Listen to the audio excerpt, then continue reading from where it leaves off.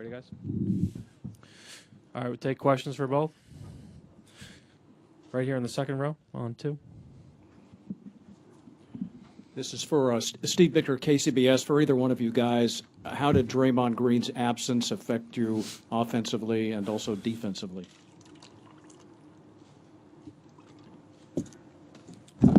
I think from a mental standpoint, it wasn't about anybody that was on the floor.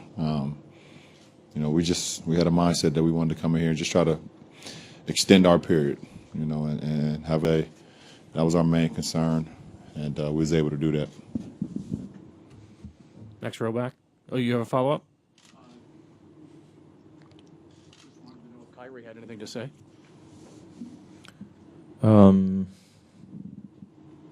Yeah, I agree with Bron. LeBron right here. Tariq Majedi, Afghanistan basketball. Last year after Game 5, I think I asked you a question that made significant headlines, and the answer was very controversial. Does a game like this, in which you break crazy records, does it remind you of what inspired you to say that last year? Our coaching staff gave us a great game plan, and as one of the leaders of the team, we just went out and executed. And you got a guy like this who's very special. It's probably one of the greatest performances I've ever seen live. Put on the show that he did. You just go out and just follow the keys and play winning basketball. We did that tonight. Eric on the right. Eric Pincus, Basketball Insiders. Gentlemen over on this side. The both of you carried the offensive load on scoring for your team. Is that something that you can sustain? Is that something that is welcome, or is that something that you need to go back a little bit to the drawing board and get it spread out a little bit more?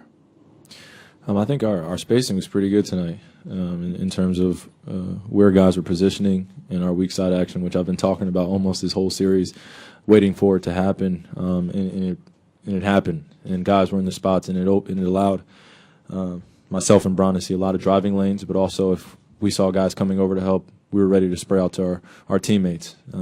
Now, mind you, to repeat a performance like this would definitely be tough. But whatever it takes to win, I know myself and he over there, as well as echoing to my teammates, are willing to do. We'll be very well prepared for Game 6.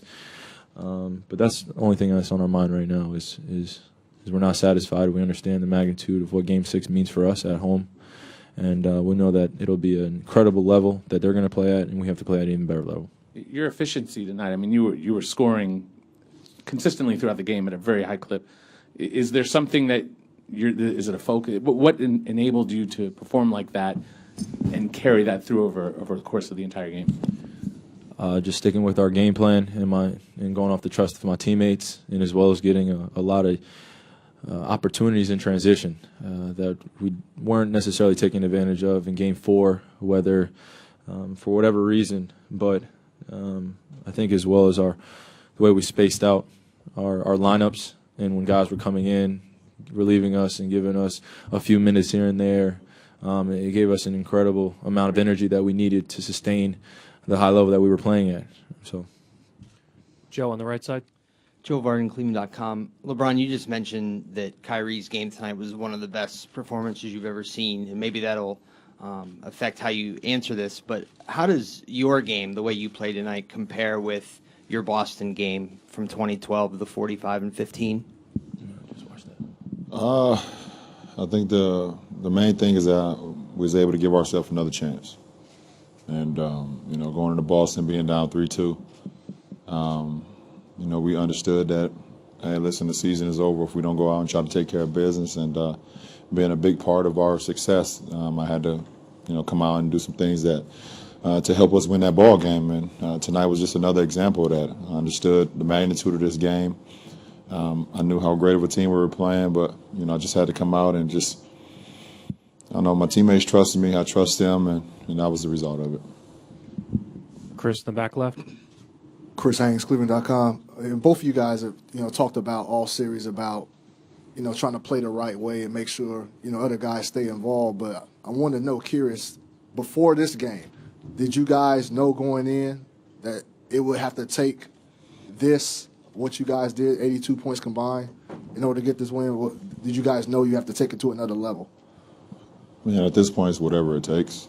Obviously, making shots and things of that nature is something that sometimes you really can't control. Sometimes the ball go in, sometimes it don't. How hard you play, how locked in you are on the keys, to get a victory on what the coaching staff put out for us.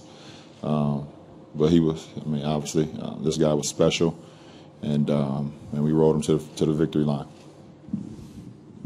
Dave in the front. Dave McMenamin, ESPN. Kyrie, the way you and LeBron match each other or mix with each other on the court has been scrutinized a lot for the last 2 years in terms of whether there's redundant skills or whether you both need the ball in your hands. But is this a testament to how you guys have been able to play off one another and enhance each other's game? And when did you find the right mix between each other? When we stopped caring about what everyone else said. Honestly, what goes on in our locker room, I've said it multiple times, as long as we're taking care of what's going on in our locker room internally, we can power through anything. And obviously it's not going to look perfect every single game. We understand that. But I think that the trust factor was just a big thing that has just been continuous and been consistent as we've continued to grow together. Just finding where he likes the ball, where he wants the ball, how effective he is around the perimeter as well as in the post, and just giving him space to work, but as well as finding areas where I can be effective. The value of both of us as well as the rest of the team and how we're spacing is very important, and it just took a while to figure that out. But once we did, we just can just play our game and play basketball. That's what it's about. Mark in the second row. One for each of you. Mark Schwartz, ESPN. LeBron, you said this was one of the greatest performances you've ever seen in the playoffs, and you've seen a lot of them. Kyrie's only played 6 games in the NBA Finals. What was it about his performance that really was, epic for you? Just calm for 48 minutes. Obviously, he played 40 minutes, but even the 8 minutes that he was sitting down, he was just calm. Timely bucket after bucket and led our team. Fourth quarter, he hit timely shot after shot after shot when those guys were trying to get back into the game.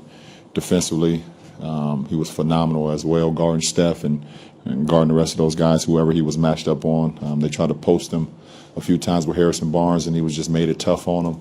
Got his hand on the ball a couple times in the post. He was just locked in on both sides of the floor. So that's what I saw, and that's why I said what I said. Kyrie, when looking at the shots that you made, very few of them were really open looks. Klay Thompson's a great defender. What was it that you saw tonight that made the ball go in the basket so often? Just trusting the game, trusting the game plan, trusting my teammates, and the spacing out there tonight was allowed me to get to certain spots on the floor where I could be effective. Jason, a couple rows back. LeBron, Jason Lloyd, Akron Beacon Journal. You seem to have the ball in your hands more tonight than you have in quite a while, and Ty told us that was kind of by design. Why was tonight the right time to go back to that, and why did you want the ball in your hands? Well, it's the only time. It's obviously do or die for us, and Coach Luke said he wanted the ball in my hands a little bit more. I finally did a great job of not turning the ball over. Got to my spots, got my teammates involved, and just try to put us in position to be successful. Obviously, it's not always a bed of roses on the court for 48 minutes, but you just try to go out there and trust your keys. And it's something I'm very comfortable with. I've been comfortable with before in the past, and Coach Luke wanted to make that adjustment, and I was able to take advantage of it.